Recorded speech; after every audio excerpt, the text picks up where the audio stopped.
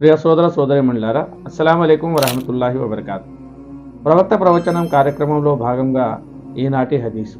ప్రవక్త ముహమ్మద్ సల్లల్లాహు అలైహి వసల్లం వారు బోధించినట్లు షద్దాద్ బిన్ ఔస్ రజియల్లాహు తాలా అన్హు వారు ఉల్లేఖించారు.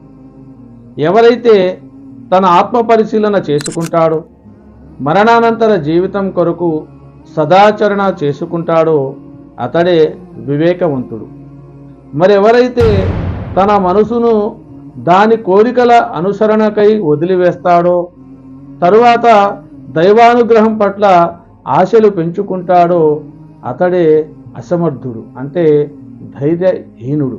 సోదర మహాశివులారా, మనిషి అనునిత్యం ఆత్మ పరిశీలన చేసుకుంటూ తన మనోభావాలు, ఆచరణలు ఎటు వెళుతున్నాయో లెక్క చూసుకుంటూ ఉన్నట్లయితే ప్రయాణం పరలోకంలోని సాఫల్యం వైపునకు సాగుతున్నదా లేక దుష్పరిణామాలను కొనిపోతుందా అని బేరీజు వేసుకుంటూ ఉంటే అతను బుద్ధిమంతుడు అవటంలో సందేహం ఏముంది?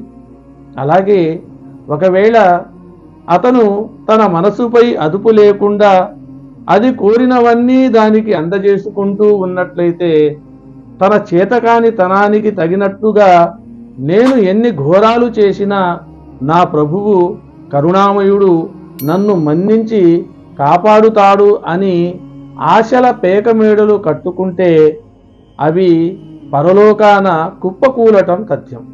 ఈ వైఖరి అతని బుద్ధిహీనతకు తార్కాణం కాక మరేమవుతుంది? కనుక సోదరులారా, ఈ హదీసుని నిశితంగా మనం పరిశీలించాలి. ఈ హదీసులో బోధించినటువంటి విషయాలను ఆచరించేందుకు ప్రయత్నం చేయాలి. అప్పుడే మన ఇహపర లోకాల సాఫల్యం జరుగుతుంది. మరొక హదీసుతో మిమ్మల్ని మళ్ళీ కలిసే ప్రయత్నం చేస్తాను. అంతవరకు సెలవు. అస్సలాము అలైకుం వరహమతుల్లాహి వబర్కాతు.